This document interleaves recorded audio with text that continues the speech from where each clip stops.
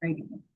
I'm Kyle Velikafitsky, your Executive Director. I know we have Patricia Jenko on, who is Chair of our Mental Health Task Force and our Wellness Coordinator. We also have Shauna Wold, who is our Mental Health Specialist, and a number of our other Mental Health Task Force participants. This is Domestic Violence Awareness Month, and it's important for New York State PTA to really support all of our children and families in this critical topic. Joining us today is Tara Davidson Romanoff. We're so excited that you're here, Tara. She is the Assistant Director of Technology Safety Initiatives for the Bureau of Law Enforcement and Public Safety for the New York State Office for the Prevention of Domestic Violence. This training today is going to help us better understand, identify, and respond to technology abuses and online harms. It's going to really teach us how to define and recognize technology-facilitated gender-based violence and understand what technology-facilitated gender-based violence can look like, and really understand how we as PTA can respond to reports in cases involving technology. Tara, thanks for being with us this morning. It's really important that you're here, and I'm going to toss things over to you. Great, thank you so much. Like Kyle said, I am Tara Davidson Romanoff. I'm very excited to be speaking to you all today. So we're going to be going through our technology facilitated gender-based violence 101 training.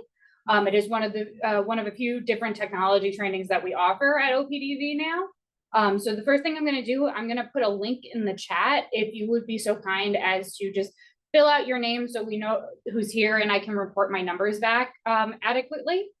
That would be great. Otherwise, I just want to confirm one more time that everyone can see my screen. Yes. Perfect. Okay, great. So, like I said, there is the sign-in information. My name again is Tara Davidson Romanoff. I'm the Assistant Director of Technology Safety Initiatives here at OPDV, which means I oversee all of our technology facilitated gender-based violence prevention work. We also have another leg of our technology work, which is our cybercrimes grant unit, which is overseeing a federal grant that's on hold right now while the federal government is in a shutdown, but work very closely with them. We inform each other of our progress and everything that's going on. I do want to say, please feel free to stop me if there are any questions. And if anything comes up in the chat, I am not sure with how my screen's looking, if it's going to pop up on my end. So please feel free to stop me if any questions come through.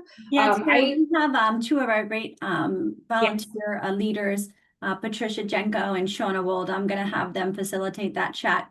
So they'll be able to kind of interrupt and jump in when it's time. Perfect. I like doing these trainings as if there is something, please stop me. I'd like to answer it in the moment instead of getting to all the questions at the end. So that's perfect. All right. So first, I would like to draw your attention to the New York State Domestic and Sexual Violence Hotline. This topic is very difficult for a lot of people to listen to. And statistically, it's likely that there are people who have experienced this in our training today. So please feel free to reach out to the New York State Domestic and Sexual Violence Hotline at any point. We have text, call, and chat. It's free, confidential, 24/7, and available in those languages. You'll be immediately connected to an advocate who will be able to talk to you about how you're feeling. And we also have in New York State the crisis text line, which is available 24/7. And that's available to anyone who is in any kind of crisis. It's not specific to gender-based violence. So for those of you who may not be familiar with my office, like I said, I'm with the New York State Office for the Prevention of Domestic Violence. We are actually the only state in the nation that has a cabinet level executive state agency that specifically addresses gender-based violence, which says so much about New York State's values and the priorities in addressing domestic, sexual, and all gender-based violence. And we do that through public policy, education, and public awareness, like doing trainings like this today, and working with our statewide network of providers. So in today's training, we're going to hit a couple of things that I'm hoping that you all feel confident in by the time we get to the end of it. I'm hoping that you'll be able to define and recognize technology-facilitated gender-based violence, understand what that can look like, and refer to resources that are available throughout New York State. Before I really start, is there a question? All right, perfect. Before I really start getting into it, I do just want to address language. You'll hear me using the terms victim and survivor interchangeably throughout the presentation. I do this because there are many ways that people who have gone through this kind of abuse identify. They may identify as a victim, they may identify as a survivor, they may identify as both, or they may not even identify as either. It doesn't matter how they identify, they're surviving every day, despite what they've gone through. And Tara, I just want to say we're very happy that our president, and I missed her earlier, of our state PTA is able to join us, Patricia Frazier. Patty, do you want to come on and say a few words briefly as we're jumping into this session, or maybe at the end? I was unsure. I'm putting her on the spot. And I think she's muted, so we'll continue and she might jump in. Thanks for That's being totally here. fine. Thanks for being here, Patty. All right, on the other end, you'll hear me interchangeably use terms like perpetrator, abusive partner, or person who causes harm. It's the same idea. All these terms could be used to describe a person who is perpetrating the abuse. Here at OPDV and really in the field, we try to encourage that if you're speaking to somebody who has survived any kind of abuse like this, you mirror the language that they're using, because there's a reason why they're using that language. It's how they identify, it's what they're comfortable with, and it really makes them feel like they're heard when you're using the same language as them. I also would like to say before we move forward, the phrase technology facilitated gender-based violence is a term that a lot of people are not accustomed to hearing. It is a term that we use at OPDV because we believe it's more encompassing of the work that we're doing. But a lot of people are more familiar with the term technology facilitated abuse, digital abuse, things like that. They're all talking about the same idea. Before we move forward, we're going to talk a little bit about intersectionality. As we talked about, anyone can be a victim or survivor of gender and domestic violence. But we know that there are certain groups that are more likely to be impacted, and they're more likely to be impacted because of the intersectionalities in their life. So we're focusing on the different vulnerabilities here that people may have that might make them more susceptible to being a survivor or how they ended up in certain situations. Now that we've gotten all that out of the way, let's talk about what gender-based violence is. Because the same way that people aren't really familiar with technology-facilitated gender-based violence, a lot of people are still learning what the term gender-based violence is. So we define gender-based violence as any harmful threat or act directed at an individual or group based on actual or perceived sex, gender identity, sex characteristics, or sexual orientation. GBV encompasses, but is not limited to, physical, sexual, psychological, emotional, economic, and technological abuse or harm, threats of such acts, harassment, coercion, and arbitrary deprivation of liberty. So, like we said, it can manifest in many different forms, as everything that we can see that's listed there. It's all these terms that you may be familiar hearing: domestic violence, intimate partner violence, sexual violence, trafficking, or family violence, are all encompassed underneath the umbrella term of gender-based violence. It's important for me to point out, though, that GBV does not include actions taken by a person in self-defense against an act or a series of acts of gender-based violence. Now that we've defined gender-based violence, we can talk about technology-facilitated gender-based violence, which we define as the misuse or manipulation of technology to commit any harmful threat or act directed at an individual or group based on actual or perceived sex, gender identity, sex characteristics, or sexual orientation. So you may see that this is very, very similar to the definition that I just gave for GBV. It's because we know that this is just gender-based violence that's using technology to be perpetrated. And when I use the term technology, I don't just necessarily mean different devices, it's the internet as a whole. So it could be using someone's social media or having a tracker in their car, and we'll really get into the nitty-gritty of all the different things that it can be. But I want to point out that it's more than just talking about a physical device. So we have this statistic: 7 in 10 young adults reported that they have experienced technology-facilitated abuse. TFGBV is the fastest growing tactic of gender-based violence. And we think this is because of the fast-paced evolution of technology, the easy access to so many people have to the internet today, and perpetrators are using technology at a much higher level than they have before. And there's quite a few reasons why we believe that this is happening. But a large one that I point out is just we're in such a large culture shift when it comes to technology, especially with young people. It is so normal for teenagers to be sharing their location with like 20 other people 24/7. they're just used to doing it. And it's not just sharing your location through your phone, it's sharing your location through your social media, like Snap Maps, or being able to see your location on Instagram. We've also normalized having 24/7 access to each other. People are sending texts to each other all the time.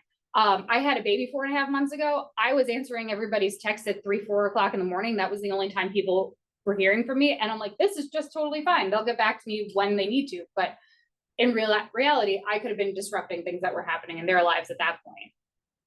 We also can say it's probably from an increase in social media use. People are used to seeing what other people are doing all the time and comparing themselves to each other that way. And it's from an increase of just the internet in our everyday lives and artificial intelligence for information. So like gender-based violence is our umbrella term for a lot of the terms that I said earlier, technology-facilitated gender-based violence is its own umbrella term. So in our office, we break that down into technology-facilitated domestic violence, technology-facilitated sexual violence, assault in virtual reality, and the emergence of artificial intelligence. We're going to mainly talk about technology-facilitated domestic violence and technology-facilitated sexual violence, but I will be touching on assault in virtual reality and the emergence of AI as well. So let's talk about who's most likely to be victimized. Globally, 85% of women have experienced or witnessed online violence. And like we saw, 7 in 10 young adults reported that they've experienced technology-facilitated abuse. We do know that women of color and the LGBTQ+ community are at the greatest risk of being victimized for TFGBV. But I really want to point out that this is where we differ from gender-based violence in the physical world, because while we're used to all of these communities that I just listed being victims and survivors of gender-based violence, for technology-facilitated gender-based violence, we're seeing an increase in unexpected populations being victimized. Mainly men and boys are having a very large increase in being victimized in this, especially boys between the ages of 14 and 17. And there are a few reasons why this might be happening, but we're seeing the main reason being the increase in AI use and just the increase in kids being online in general. So let's talk about technology-facilitated domestic violence, which we define as a pattern of behavior and coercive tactics perpetrated against an intimate partner with the goal of establishing and maintaining power and control through the misuse or manipulation of technology. So I really want to point out the term intimate partner in here. In order for something to be considered a tactic of technology-facilitated domestic violence, it's happening within an intimate relationship. And that will differ a little when we talk about a few of the other tactics later on. Different tactics can be used at the same time and can be changed. And when one tactic is no longer effective in controlling their partner, an abuser will shift and start using a different tactic. And they might go back to another tactic that worked in the past. It's really just whatever is going to make them feel like they have the most power and control over their victim at that time. So here you see a quick breakdown of what the different kinds of technology-facilitated domestic violence can be. This is not all inclusive, and we're going to go into more detail in all of these, but these are the ones that we're seeing happening more at a more prevalent action than other ones. So let's start with cyberstalking, which is a type of online harassment that uses technology. So it could be social media, apps, GPS location, physical trackers, anything like that to stalk an individual. It's using technology to stalk. It is not different than physical stalking, except for the fact that it's happening in the virtual world instead of in the physical world.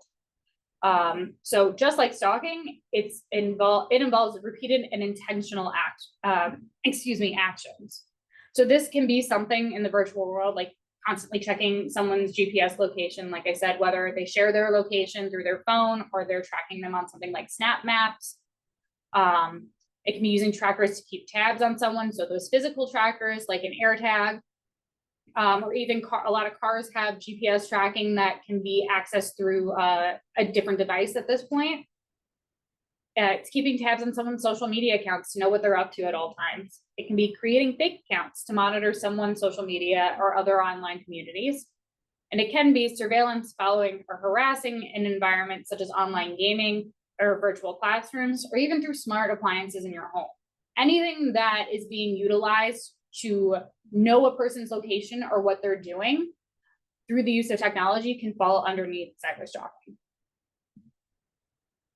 Then we have hacking, which is the breaking into or manipulating access to accounts that harmfully impact financial status, credit, limit control of assistive devices for communication and mobility, or immigration status. So hacking is a term that we tend to think on a broader level because it's not something that's new. It's something like you hear people talking about how someone hacks with their emails, or a lot of corporations. We all, I'm certain, have gotten those letters in the mail saying that there was a data breach from a major corporation that we've all had some kind of hand in.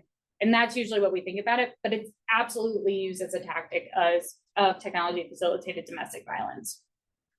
So perpetrators can use hacking to control their victims through blocking access to accounts. So not allowing them to have access to a banking app for a shared account, or not letting them or blocking them from having communication with people in their community. And that is doing it without their consent. The next term that we have is misusing passwords, which is obtaining another individual's passwords through fraud, deception, or pressuring someone into sharing it and using the passwords for unintended purposes. I would like to focus on misusing. This used to be controlling passwords, but we've changed it because in the world that we live in now, people in relationships share their passwords all the time, whether it be the PIN to get in your phone, or for streaming services, or to check emails, or even with banking apps and things like that. So these passwords may have been obtained consensually from the survivor at one point or another. It's when the abusive partner are using these passwords that they've obtained consensually to do something against the survivor's consent or knowledge. Then we have text, call, and message bombing, which is repeatedly sending multiple text messages and or phone calls that can be controlling, harassing, threatening, or sexually harassing in nature to an individual to maintain power and control over them, to instill fear in them. So the term that we use is bombing, and it's just a constant text after text after text, or constantly getting phone calls, even when it is known that the survivor doesn't want to speak to the person who's calling them like that. It's different than having a conversation over these mediums. It's that continuous and often one-sided part of it where the victim is not responding to it them.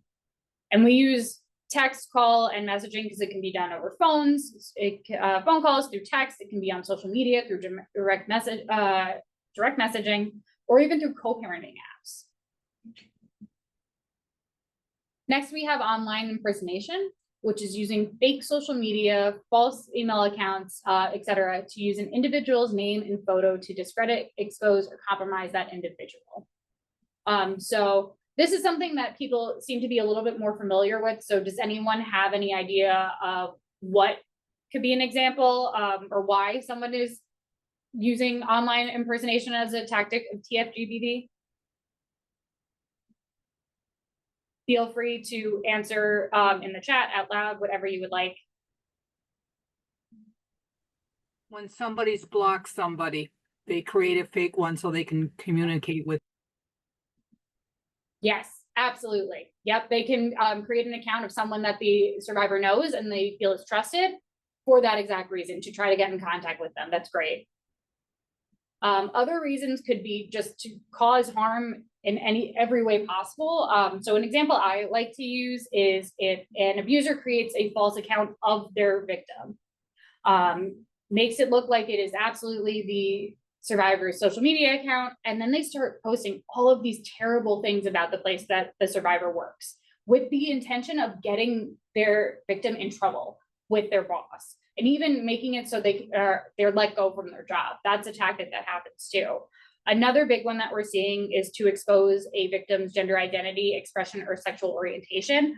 So outing their partner online, especially if we see that a lot more with younger crowds than we are with the older ones, but that is a very large tactic. So they can't be seen as outing. It looks like the person is actually just coming out themselves.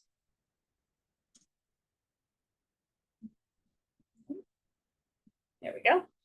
Next, we have doxing, which is the intentional sharing of an individual's private information. So something like their email, phone number, work address, home address, even information on their family members to cause harm. This is another term that people tend to think about in the broader scale, but seeing it happen in TFDV situations as well. Globally, 55% of women have reported that they've experienced doxing. Usually this term, we see it with more high profile individuals. So if a politician's information is put out there, a lot of advocates and activists were doxed quite frequently over the last few years too. And it's a really dangerous practice that can impact a survivor or anyone really, mentality, their physicality, and even them professionally.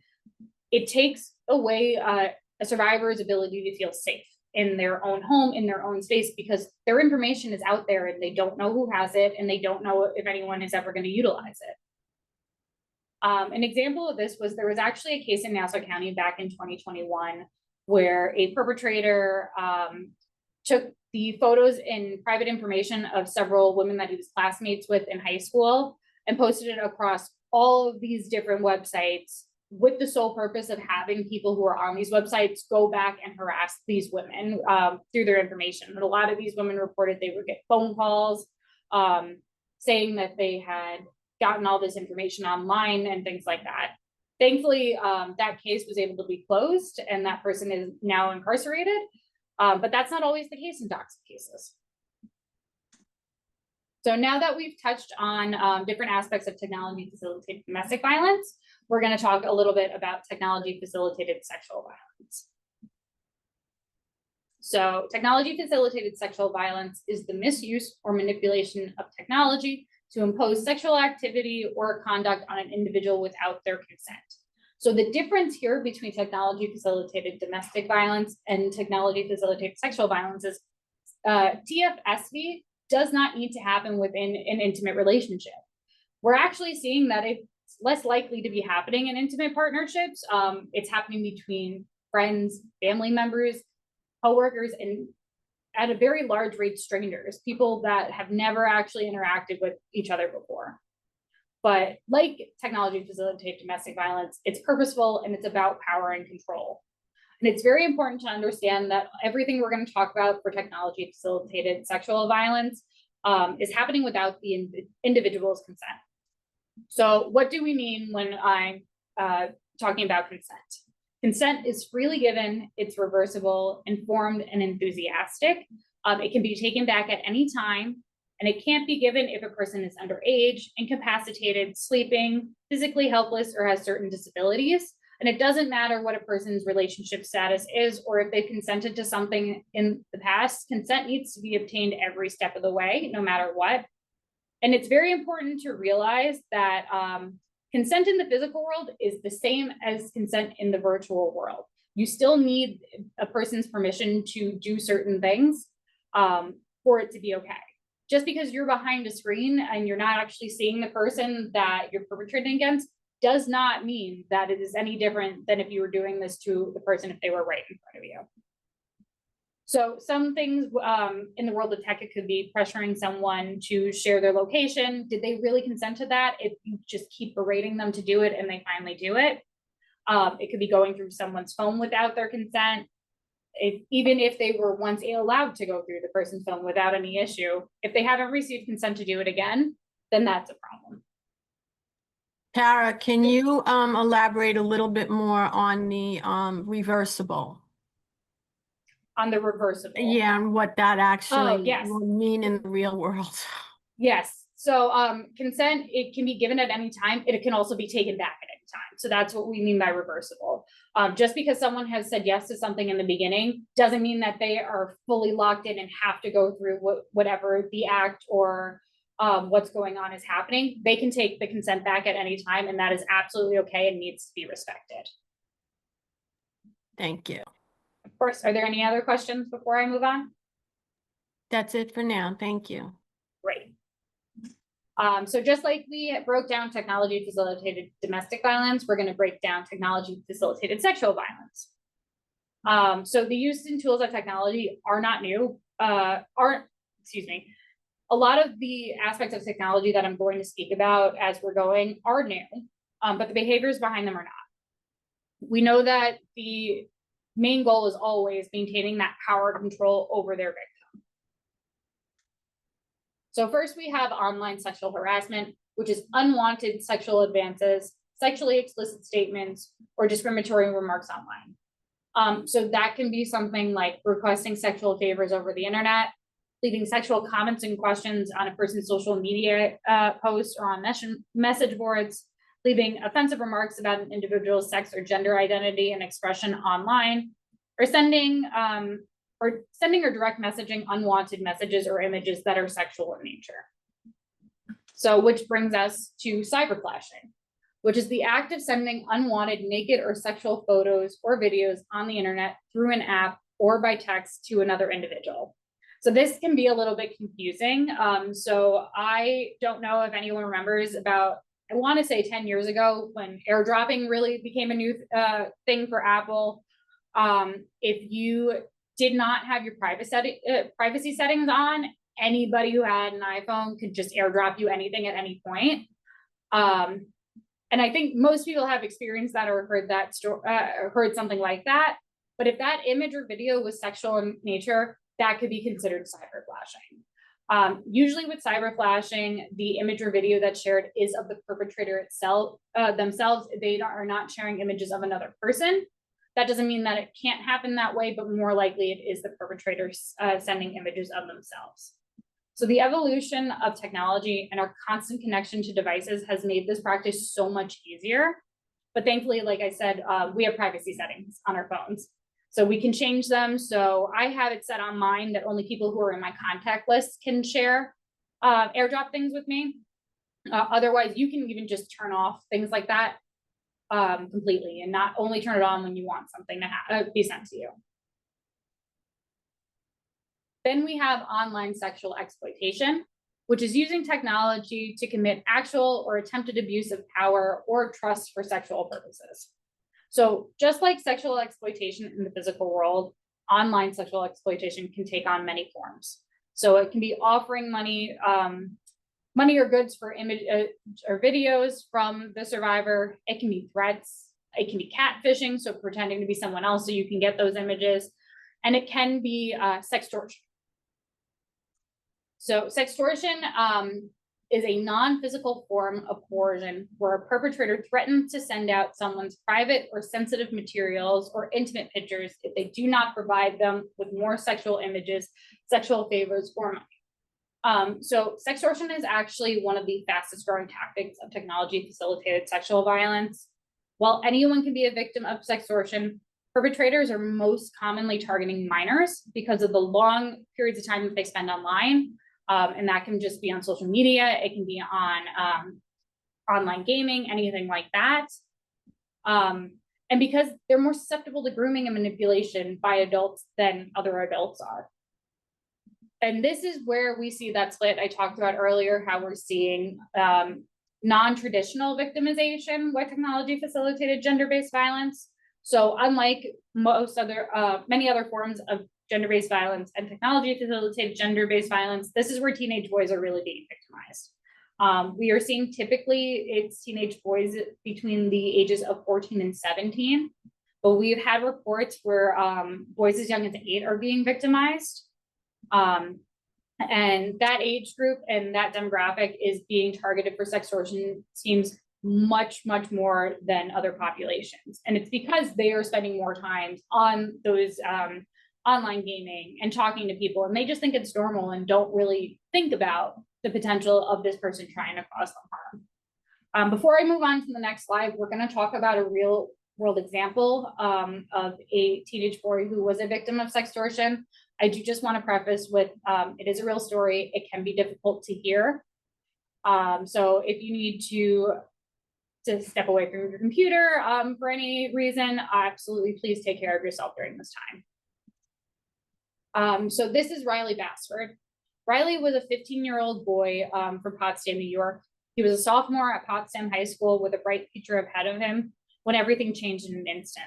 On March 30th, 2021, it started like any other day for Riley. In the morning, he fed his family's cows and spent some time with relatives.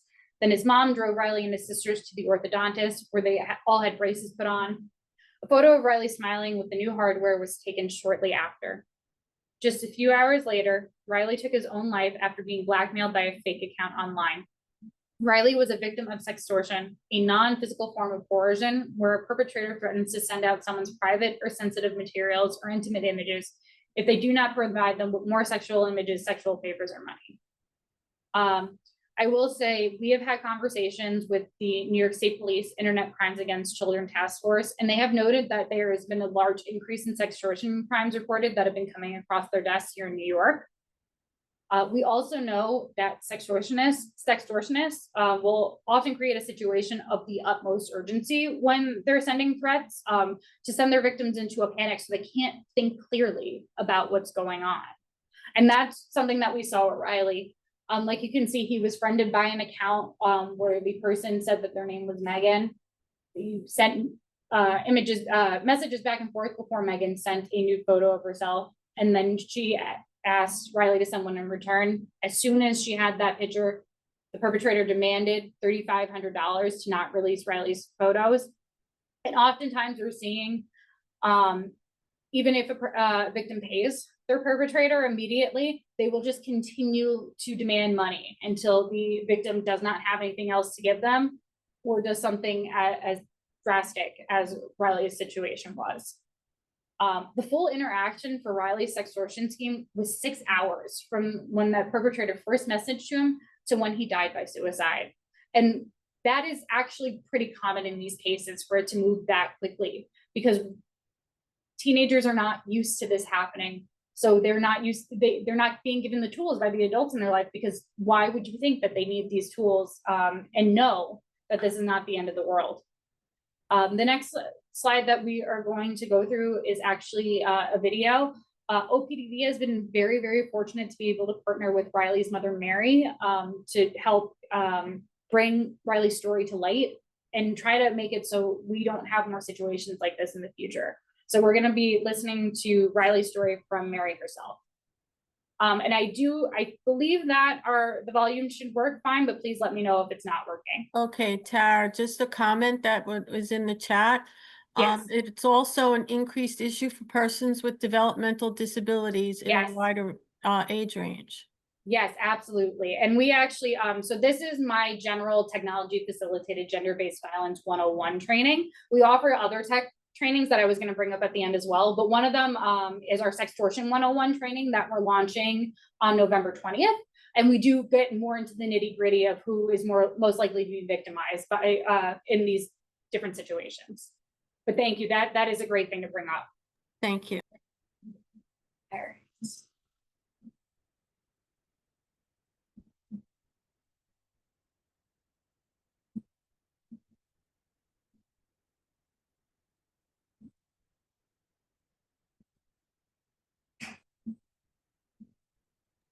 Tara, give me 1 second. Let me try to fix that audio.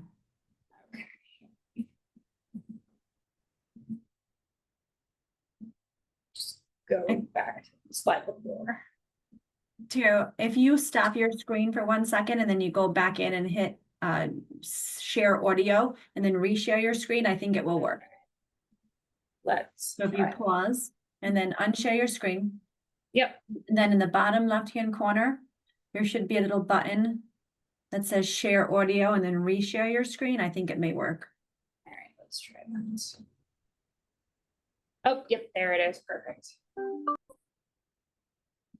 Let's let's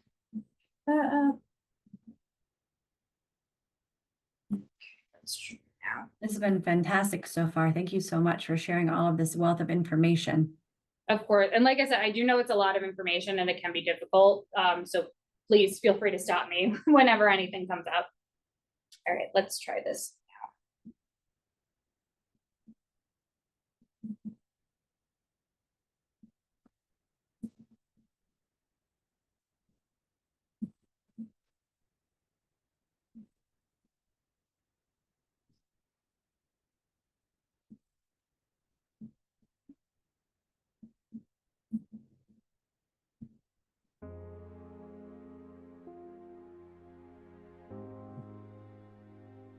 Are you A able to hear mother's the audio? heartbreak.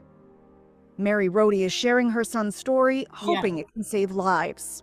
Riley was a very joyful, happy kid. He was always the life of the party. He was excited for the next adventure. I definitely miss his spirit being around. March 30th, 2021. This is Riley Basford, smiling. That morning, he and his sisters had braces put on. By mid-afternoon, Riley would be dead. He took his own life just hours after online criminals tricked him into sending intimate photos of himself via social media. What Riley did was make a permanent decision for a temporary problem, and people really don't need to do that. It's called sextortion, and Mary says in Riley's case, it happened very quickly. While waiting in the car for his turn at the orthodontist, Mary says Riley accepted a friend request on Facebook. A girl named Megan Miller, or so he thought. In fact, it was criminals from the Ivory Coast.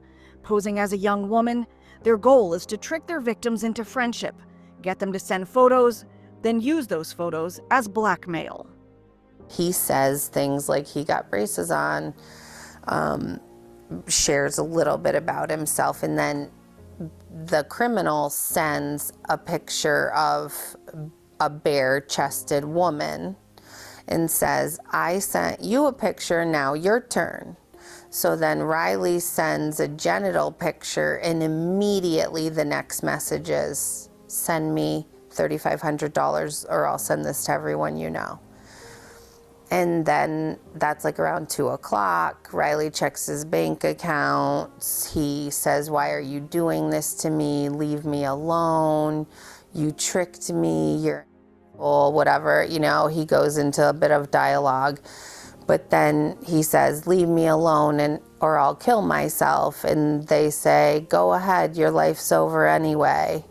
Between October of 2021 and March of 2023, the FBI says it received 13,000 reports of financial sextortion of minors. 20 of those resulted in suicide. In 2023, the National Center for Missing and Exploited Children said it received more than 26,000 reports. It's boys between the ages of 14 and 17, like Riley, who are the most targeted victims. When you think about what he might have been feeling in that moment, how does that feel? What do you think was going through his head? That's so sad. That's the hardest thing to live with, is that he was hurting and I didn't know it. That he needed me and I didn't know it.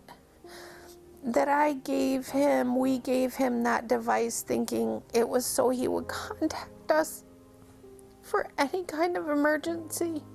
And then that device is the thing that killed him. It's cases like Riley's that are prompting New York State to take action. In 2019, New York made it illegal to share intimate photos or videos without the subject's consent. State legislation passed in 2023 expanded on that, also making non-consensual sharing of AI-generated explicit images, or deepfakes, illegal. At the federal level, in 2025, lawmakers passed the Take It Down Act. Signed into law in May, it requires social media platforms to remove non-consensual, intimate images, be them real or AI, within 48 hours after being notified by a victim. This year, the New York State Office for the Prevention of Domestic Violence launched the Power Down Speak Up campaign. Tasked by Governor Kathy Hochul to inform teens, parents, educators, and law enforcement about the dangers of online technology-facilitated abuse, Power Down Speak Up includes social media posts to help everyone recognize the signs and best respond to online threats. Since Riley's death, Mary has made it her mission to raise awareness, advocating for changes to social media operations and pushing for state and federal laws to better protect kids online. She's grateful the conversations are happening and believes Riley wants others to learn and live from their experience. I always said, don't do this, don't do that, don't. And I should have been saying, don't do that, but if you ever do make a mistake, I'll always help you. Everybody makes mistakes. Nothing is the end of the world. Now I know to say the picture is not the harm. The criminal, the extorter, that's the harm. Riley wants kids to know they tricked me. I believe that in my heart. I think Riley would also say now, go talk to your parents, put your phone down. To learn more about technology-facilitated abuse and Power Down Speak Up, visit opdv.ny.gov.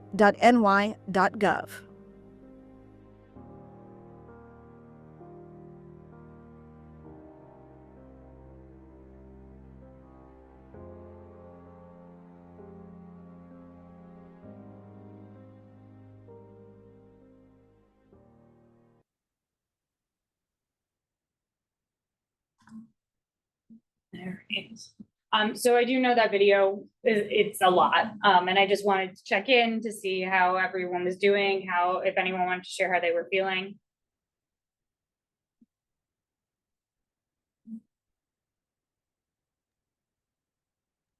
Chair, I know we were over at the governor's office and a number of advocates on those legislation, and that when it was happening, because it was obviously, things are so tragic.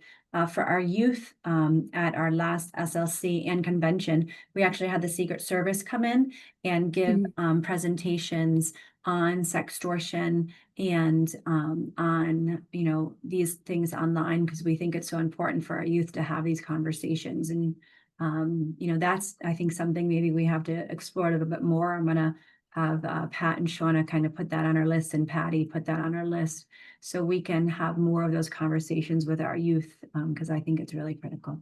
As a mom of a high school student, I understand. No, absolutely. That's fantastic that you were able to do that. And that is such a great point. Sarah, I'm sorry. You said you were that you were doing a sextortion webinar? Is that, Yes. so how do we get more information out to not only the kids, but the parents? Because a school district a couple blocks down the street had a huge sextortion case just like last month. And Are you in Westchester, the Westchester area? I'm in Rockland County. Okay, yep. I know which one you're talking about. The parents were shocked. Mhm. And I was kind of shocked about how young it was. So Yes. I'm just wondering how we get more education out for all of us. Yeah, no, absolutely. So like I said, we're launching our training on it later in November. And I would be more than happy to send all of the tech trainings that we have scheduled through the end of the year to Kyle at the end of once we're done with the presentation. I'll also put my email address and contact information in the chat once I'm done. Please feel free to reach out to me and we can see if we can work with you, with your school districts, to bring information to the administration or to the community at large. I would love to do that. Thank you, Tara. So will you, while you continue on, will you be able to give our parents and our caregivers some tips on how we can help our children and how we can, look for the signs? Yeah, so one of the other things that we're doing, we currently have a research partnership with Brown University. And we are getting to the point where they are scrubbing through all the data that was collected. We did focus groups with youth, parents, guardians, educators, and law enforcement officers throughout New York State. My partner on the cyber crimes grant has been working on that for the last few months. So we are supposed to be getting all of the scrub data in November as well. And once we do that, I am creating more trainings specifically around those 4 demographics with information on how we can best support youth. So we're expecting to have those trainings out in 2026 that will have all these information, like tips, what to look out for based off of what we've gotten from youth themselves. Thank you. And we have a comment in the chat that you might be able to address at this point. Even if it's the child's own image, are there any attempts to legally protect the minors in these cases if it's their own image that's being sextorted around? It doesn't matter how the image was obtained. If it's being sent around without their consent and it's being used as a form of extortion, they are covered by the laws that are on the books right now. It gets a little bit murky with depending on how the image was put out there with child sex abuse material laws. And if there's specific questions, I probably would not be able to answer them, but I can bring it back to our legal team to get more information on it. But it doesn't matter how the image got out there. If their image is being shared without their consent, they're protected underneath the laws. Thank you. Is there anything else before I move forward? No, other than I feel like this is the start of a very long and complicated relationship, Tara, that we're going to really get more involved with. So I'm very excited about that. I am too. And the long and complicated is definitely the best way to describe this work. All right. So maybe. There we go. All right. So now we're going to talk about deepfakes, which are an image or recording that has been altered or manipulated to represent someone doing or saying something they never did. So the term deepfake comes from the combination of the terms deep learning and fake media. Deep learning is the deep neural network that artificial intelligence uses to learn and generate information. So it's the network that it uses to pull information from the internet to inform its responses. Deepfakes became very popular, or the idea of them very popular in the news the last few years, especially in the last election cycle, because there were so many issues in the presidential election or campaigning where there was accusations of deepfakes being put out there and a lot of actual deepfakes being used for political gain. We address deepfakes at a much higher rate in another training that we have that I will talk about again at the end.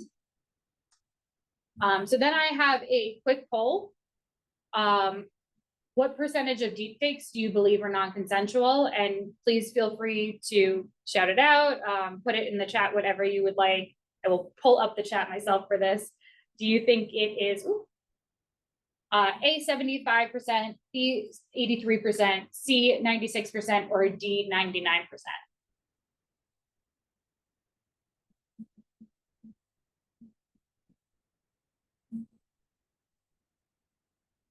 Seeing B, okay. Yep, okay. Got B's and A's.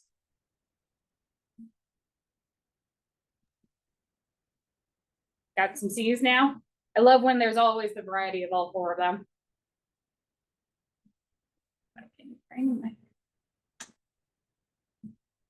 So the answer is actually C, 96%. So we know that 96% of deep fakes are non-consensual. And a lot of them are sexually explicit deepfakes. So a sexually explicit deepfake is an image or recording that has been altered or manipulated to misrepresent someone performing a sexual act or saying something of a sexual nature that they never did.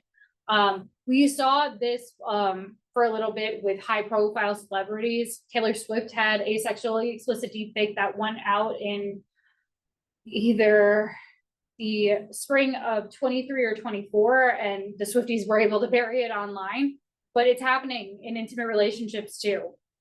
In relationships in general, it can be a partner, it can be a colleague, a friend, a classmate, and strangers. It is very easy to create these images now. So just like we had the last poll, I have what percentage of non-consensual sexual deepfakes are of women?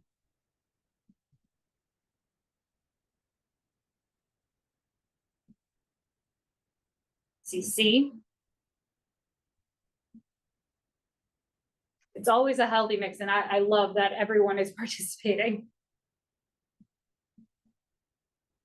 So the answer to this is actually D, 99%. Almost all non-consensual sexual deepfakes are of women.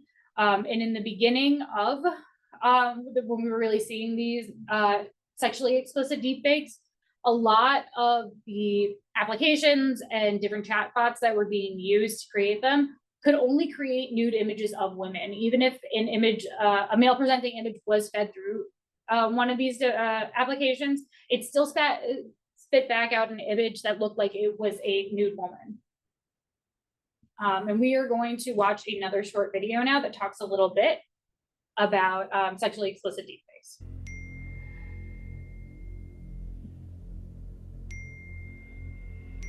have to tell you something. Please don't be angry with me. I'm sorry, I didn't say something sooner. I just didn't know how to say it. I was scared of how you'd react.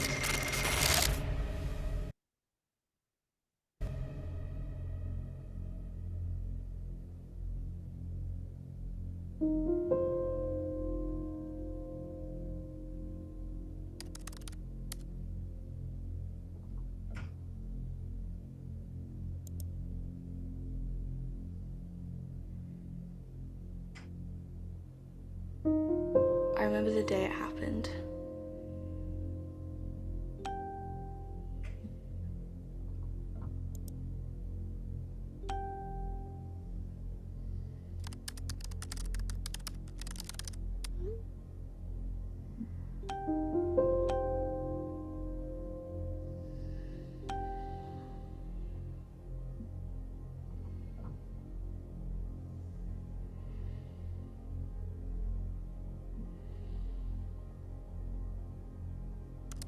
At first, I didn't understand.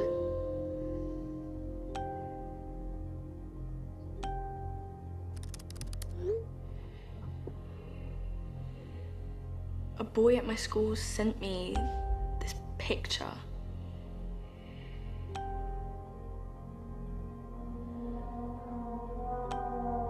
It didn't make any sense.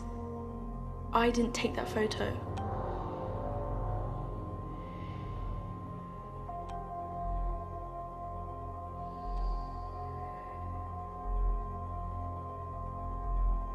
The next day, everyone was messaging me. The boys in my class kept sending me these pictures. All night. It was a nightmare.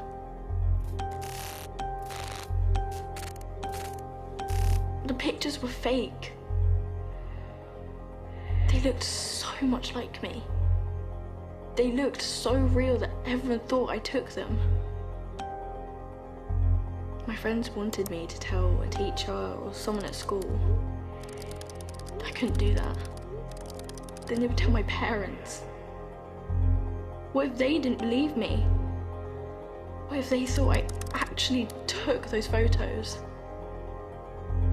I was so embarrassed. The messages got worse. I couldn't sleep. I couldn't eat. All I could think about were these photos and what everyone was saying about me.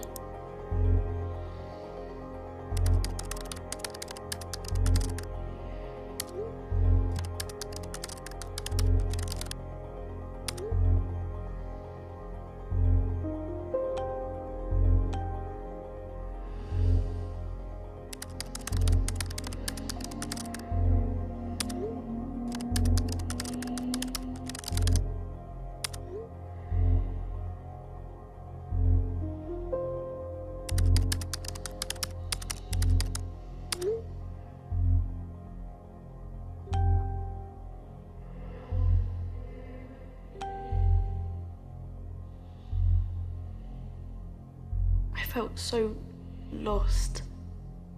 Everything in that moment changed. I don't think I'll ever be happy again.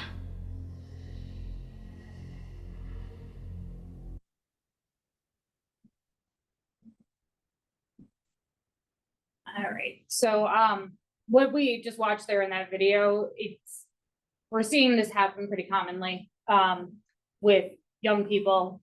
They are putting through pictures that they found on just on other people's social media, pictures of friends that they have. A lot of times it's not originally for any kind of malice. It's new technology, and a lot of times people are just curious about technology as it comes out, and especially teenagers today have grown up in a world where they have always had technology. And so them just learning and utilizing new technology is second nature to them. And it's unfortunate that perpetrators of this are not realizing the harm that they're doing. There are perpetrators, even teenage ones, who are doing it and knowing the harm that they're causing to these the other people, but there are a lot of times where that's not the case. So that brings us to non-consensual image sharing, which I talked about a little bit with the question before. But this is where people, even if the image is if a person took an image of themselves and shared it with another person consensually, if that person then goes out and shares that image again, then it falls under non-consensual intimate image sharing. So it's the act of sharing an intimate image or sexually explicit image of or recording of another person without their consent. And like we learned from the video, New York State laws on NCII now include real image and synthetic images. So images that are deep fakes, they were created using AI or any kind of Photoshop or editing app like that. Now we're going to talk a little bit about assault in virtual reality. And first, let's talk about what I mean by virtual reality. It's an environment which is experienced through sensory stimuli such as sights and sounds provided by a computer, in which one's actions partially determine what happens in that environment. So it's the world that you live in when you're using a VR headset or goggles. And the evolution of VR has really opened up a new venue for communications and interaction on the internet, which can be really great. But with that new avenue, it's also opening up all these new forms. So immersive virtuality is virtual reality with the perception of being physically present in a non-physical world. So you are fully in that world. That's what those goggles do. You put them on and no matter where you look, it's like you're in a totally different space than where you actually are. So these upgrades in immersive reality have let people be in whatever kind of world they want. There are headsets, there are goggles, there are even fully VR compatible suits that are sensory. So if somebody touches you in virtual reality, if you're wearing one of these suits, you can still feel like they're touching you in the physical world. But with that, we are unfortunately seeing a rise in sexual assault in the virtual world, which by that I mean it's the act of virtual and perceived sexual content without consent in the virtual world. So immersive VR is meant to be a full body experience in every single aspect. And unfortunately, that's also true when we're seeing things like sexual assault happening in the virtual world. Even though survivors are aware that the action is not happening physically to their body, they're still reporting the same levels of PTSD as if they are experiencing the assault in the real world. And there have been a lot of survivors that have said, yeah, in hindsight, I realized I could have just removed the headset. But in the moment of the assault, in that immersive world, it feels like it's happening to them physically. And so they're experiencing the same reactions as if it was happening in the physical world. Here's a quote from a woman who is a psychotherapist and a metaverse researcher. So she does all this research into immersive virtual reality, who was unfortunately assaulted in the virtual world. A group of male avatars surrounded me and started to grope my avatar while taking selfies. I tried to move away, but they followed me, laughing and shouting. They were relentless. As I moved away, they yelled, "Don't pretend you didn't love this. This is why you came." Excuse me. After this happened, Nina described ripping off her VR headset to escape. She knew it wasn't happening to her physically, but her body was still reacting as it was.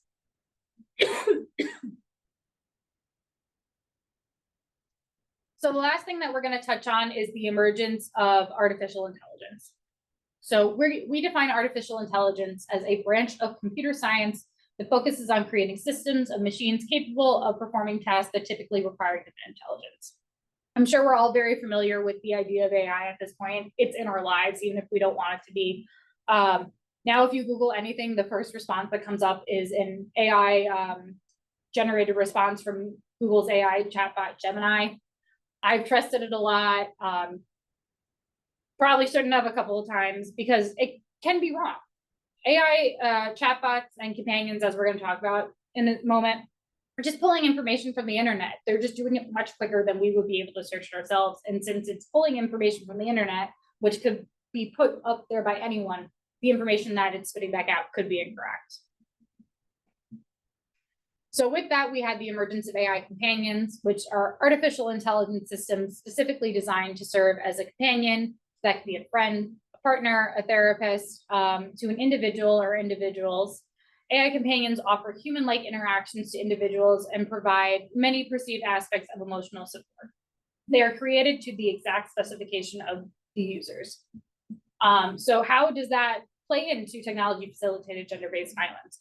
We've seen cases where, because of their AI companion, individuals are harming themselves. They're reporting lack of a human connection and feeling more lonely. And we've seen an increase in suicidal ideations, attempts, and deaths by suicide. It's even putting out harm to others, because people who are using AI companions, if they're just putting their thoughts and beliefs into their companion, they're getting it all back as a vacuum. They're not getting any kind of rationale from another person. It's just the AI companion exists to tell you what you want to hear. So we also know that AI companions and chatbots are being used to create deepfakes. They are leading to a lack of understanding about what healthy relationships can look like. They're increasing a need for instant gratification, because an AI companion doesn't have anything else going on besides answering you as soon as you want them to answer you. We're seeing a lack of understanding on consensual behavior, because the AI companion is doing whatever you want it to do. We offer a very detailed, comprehensive training as well on our gender-based violence and the misuse of artificial intelligence. We go into artificial intelligence, AI companions, and how they impact different populations. We even go much deeper into deepfakes in that as well. So with all this information, how can we help people? So how can we be an ally? We know that technology is woven into every aspect of our lives, and the ways in which technology is weaponized and then facilitated to cause power and control and abuse impact survivors. As we work with survivors and with youth who are in with this technology every single day, it's important to highlight that everyone is resilient, persistent, and resourceful in how they maintain their safety. With technology, especially with people who have been victimized, we do not try to get them to completely cut off their lives from technology. It's not possible, and it's not fair to them. Just because someone has been a victim of technology facilitated gender-based violence does not mean that they should not have access to technology and utilize it in the way that they want. So as we work with people who have been impacted by TFGBV, we need to ask questions like, how is the tech abuse impacting the survivor's safety at home? How is it impacting a survivor's financial status or means? And how can I partner with them to be an ally? So also, let's talk a little bit about what we're doing here in New York. As you saw in the video about Riley, we have our Power Down Speak Up campaign. It is available on our website and across our social media platforms. Our Power Down Speak Up campaign is focusing on protecting youth from technology-facilitated gender-based violence and protecting their mental health online. We also have New York State's been updating legislation to include synthetic or AI-created images. Just last year, like I said, our non-consensual intimate image sharing laws were updated to make sure that it includes synthetic images as well, so we could combat deepfakes as best as we could. And we are talking to New Yorkers about their experience. So I spoke about the partnership we have with Brown University to speak with people from across New York State. We are very excited to be getting close to finalizing the research and getting the scrub data from Brown University. And then I will be able to create trainings that are tailored to what we're seeing in New York, and being able to give parents and teachers and law enforcement the tools that they need to help the youth in their life navigate all of this new emerging technology as it's coming through. So like I had in the beginning, I just want to bring up our domestic and sexual violence hotline number again. This can be a very dark topic, especially if it's the first time you're hearing about it. So if you would like to talk to someone, please utilize this as a resource. Like I said, I'm going to put my information in the chat as well, so please feel free to reach out to me. And then let's talk about some resources really quick. So the National Network to End Domestic Violence has their Safety Net project, which is focused solely on technology-facilitated gender-based violence, and they offer a wide range of toolkits that are geared towards people who are working with survivors or for survivors themselves. And actually earlier this week, they just released a toolkit on the emergence of AI. So they are in it, they know what's going on, and they're a great resource. Like I said, you can follow our Power Down Speak Up campaign across our social media platforms. I have this here. It's very easily available on our website, which brings me directly to our technology facilitated gender-based violence webpage on our website. If you would like to learn more information about it, it has all the information on Power Down Speak Up, all of the information on the trainings that we have out there, and registration links for them, as well as links to our technology facilitated gender-based violence informational pages. So you can scan the QR code, or if you go to opdv.ny.gov, it is the last tab up at the top, and you can click on that and look at it there. Like I said, this was our technology facilitated gender-based violence 101 training. We offer that misuse of AI training, and we are launching our sextortion training later in November. I am more than happy to share the registration information with Kyle to be sent out to everyone who's here, and please feel free to share all that information with all of your networks.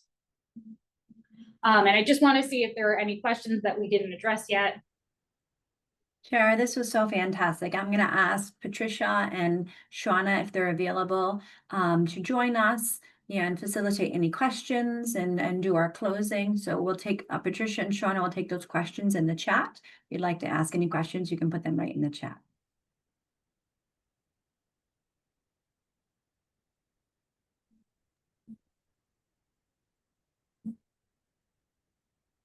While people are putting in their questions, I'm also just going to throw in your feedback on these trainings are so important to me. Technology is moving very quick. I am one person who is doing this every day, but I am one person. So I'm sure there are things that you are seeing or hearing that I didn't address in this training. And I would love to have your feedback on that so I can start creating more trainings that as everything's evolving. So I'm just going to throw that in the chat now, and I'll throw in my contact information as well. Fantastic. I'm going to actually, for questions, stop the recording so people can feel more comfortable with questions. So I'm going to pause that recording, say thank you very much on behalf of our state president, Patty Frazier. I'm just going to stop that recording so people can ask those questions.